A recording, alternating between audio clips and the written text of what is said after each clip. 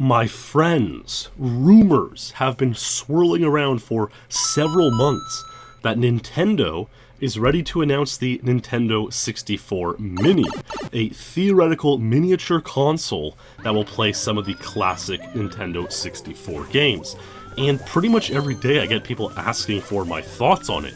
Will I play it? How will it affect the Goldeneye speedrunning rankings? How it'll affect other speedrunning communities? So I finally decided to give the people what they want and make this video about it. The Nintendo 64 Classic Mini, if it actually is something that comes out, will certainly be technologically superior to the original Nintendo 64. And if technological superiority tells us anything, as we've seen in other cases like the Nintendo Wii Virtual Console, it means your speedruns will be faster simply due to improved processing speed, load times, and reduced lag, rather than an improvement of actual skill in your gameplay. And this has huge consequences in the speedrunning communities that will choose to use such a console. I mean, it's crazy to think that the Nintendo Wii Virtual Console was released closer to the Nintendo 64 than to current day, so we can really only imagine how fast the N64 Mini will be. So let's start by talking about whether or not I will be speedrunning Goldeneye 007 on the Nintendo 64 Mini, and the answer really may shock you. Because, absolutely, irrefutably, I will not ever be speedrunning Goldeneye 007 on the Nintendo 64 Mini. Why, might you ask? Well, it's pretty simple. It's because the game will never be released on the N64 Mini. You see, it's one of a number of N64 games originally made by developer Rare, which is now owned by Microsoft. Other Rare games that are in that kind of purgatory of inclusion are things like Banjo-Kazooie, Jet Force Gemini, Conker's Bad Fur Day, with Microsoft owning the developer and the intellectual property. It seems, though, that Donkey Kong 64 and Diddy Kong Racing, though also developed by Rare, have their intellectual property owned by Nintendo, so they're good candidates for games that could make their way onto the N64 Mini. But that intellectual property actually provides an even further challenge for Goldeneye. Of course, neither Microsoft nor Nintendo own the IP for James Bond, which creates another legal issue. It looks like a company called Dan Jack LLC is responsible for the licensing, copyright, and IP. So unless both Dan Jack and Microsoft go, yeah, Nintendo, mate, sure thing, put Goldeneye on this console, Goldeneye on the N64 Mini is never going to happen. Another game in this similar double purgatory, we'll say, is Mickey's Speedway USA, of course developed by Rare with the IP owned by Disney. So, good luck getting these games ported over. And according to this article I found on US Gamer about the N64 Mini, they seem to believe that games rated above teen also won't make the cut, in order to not have to restrict sales of the system. So this eliminates things like Conker's Bad Fur Day, Turok 2, and Perfect Dark. So TheElite.net, speedrunning for Goldeneye and Perfect Dark, will be completely unaffected by a potential N64 Mini. Or will it? You see, something people are already hyper keen about is the possibility of Nintendo re-releasing brand new N64 controllers. The absolute greatest, most precise, most responsive gaming controller ever developed, in my humble opinion. However, if you know anything about the N64 controllers, you probably know the control sticks wear out over time, especially if you're playing Mario Party 1, which is basically a death sentence for control sticks. And you need a very, very fine, close to new control stick for maximum speedrun ability. They've really become a scarcity in the last decade, and third-party sticks you get from some online vendors, they're okay if you're a noob turning on your N64 for the first time in 15 years, but not much else. A new influx of original equipment manufactured Nintendo 64 control sticks with possibly better technology and more durability than their 90s counterparts could be a huge game changer across the entirety of N64 speedrunning, and really could postpone the inevitable heat death of speedrunning N64. That being the point, there are no longer any functional cartridges, consoles, or controllers for another several decades. There are a couple of guys who have started cottage-type industries making a few quite good speedrunnable sticks, one of which I've been using for several years now. But these guys can hardly supply the demand they're faced with. So original N64 sticks coming back onto the market would be a big deal. Who knows though if they will fit or be compatible with the original console, and maybe the sticks would be a letdown. Only time will tell. Other than that though, Goldeneye speedrunning will be completely unaffected, and I know people still want to know what we'd do if Goldeneye was available on the N64 Mini. The answer is that, maybe we'd have fun playing around with it and speedrunning it, but we certainly would not count it on the same ranking system we currently use. Just imagine tossing away 20 years of history, development, strategies, passion, personal stories and quests, spending thousands of hours to lower 1 second on a Goldeneye stage, all being erased simply because the hardware is better. I'm genuinely disgusted by any speedrunning community that would be willing to do that. Mark Rutsu, for example, has been playing for the untied world record Silo Agent 59 for over a year now, and if the hardware difference is similar at all to that of Virtual Console compared to N64, he'd probably be able to cake a 58 or 57 or 56 within a week. That all being said, it is possible we'd still play, for fun, and make a ranking system exclusive to the N64 Mini Console, maybe even take it over to speedrun.com, where the rankings for the N64 GoldenEye go woefully unupdated, just to keep things a little bit separate from the main community.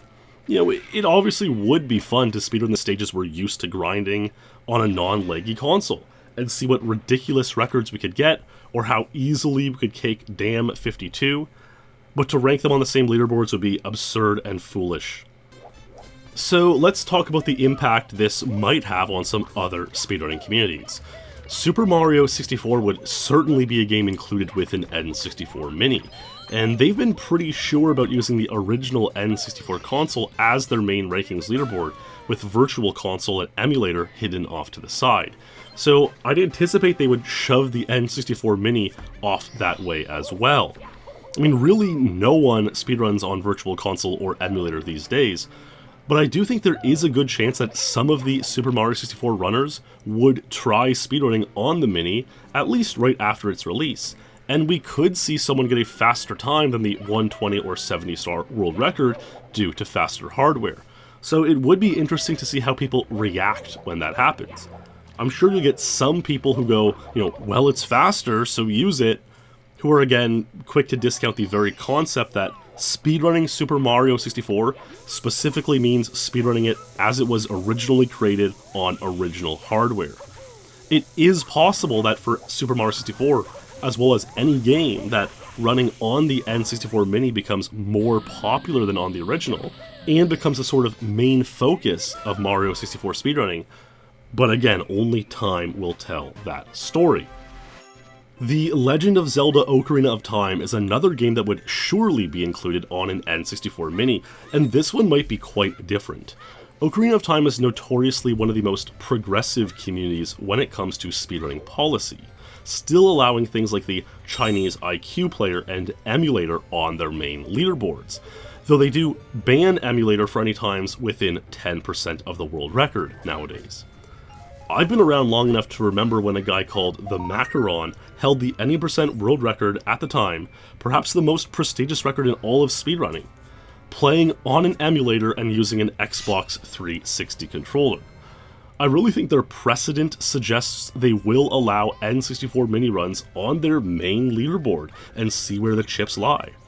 It is possible, though, that some useful speedrun glitches will be patched out, so it's possible that for some or all categories, the N64 Mini is useless. But it's equally possible it becomes the fastest console for speedrunning the game, and anyone who wants a shot at the world record will need to buy an N64 Mini. This creates a kind of paradox where part of the reason the Ocarina of Time community allows things like emulator is to make this speed game accessible to as many people as possible. But then you might be required to buy a brand new console if you want to compete for world record times, ironically reducing the accessibility of the competitive aspect of the speed game. This is why I think generally the best policy is to allow original hardware only and separate or ignore other hardware like Super Mario 64 does with Virtual Console and IQ Player. But hey, I could be wrong about the Ocarina of Time community's willingness to allow running on N64 Mini in their main leaderboards, and maybe they'll consider a potential N64 Mini release of the game a unique speed game unto itself.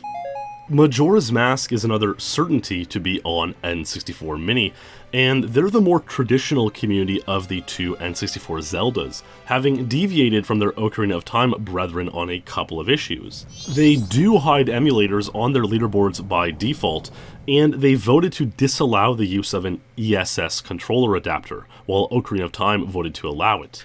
A device that aids in the controller interpreting a very specific position on the control stick that allows for extended super slide tricks, though that's a story for another time, and one I've been meaning to tackle for quite a while now. For these reasons, I could see Majora's Mask separating the N64 Mini leaderboards, or at least hiding them by default, since they seem to be so in favor of Wii Virtual Console. But again, that's something they will have to decide. I can pretty safely say that Mario Kart 64 will pretty much ignore the existence of this console, since they don't really care about Wii Virtual Console either. As for the rest of the games, there's tons of articles and videos predicting which games will be on an N64 Mini. 1080 Snowboarding, Kirby 64, Paper Mario, F-Zero X, these all seem like common predictions, but ultimately it will be up to the communities themselves if they want to consider running on the N64 Mini as valid as using original N64, or separated in some way. That being said, if you want to speedrun on the N64 Mini, and you want to build a competitive community, possibly usurping the main one on original N64, just go for it. Make content, tell stories, give people a reason to care or be interested, build it, and they will come. Well, maybe, and only if the console actually comes out sometime in the near future. But alas, Goldeneye will not be on it, and that's why I will not be speedrunning it on N64 Mini, and why it will not affect our world rankings over at the Elite. So I hope that explains why you shouldn't hold your breath to see me play Goldeneye on N64 Mini, and I hope you learned something about version differences or who has the rights to N64 games. If you did, or if you enjoyed this video, do give it a like to grant yourself 1 year of immunity from your world records being made irrelevant due to hardware differences. And make sure to subscribe with notifications on to always know when I put up a new video. Thank you for watching, stay true, my friends, and I'll see you in the next stream or video.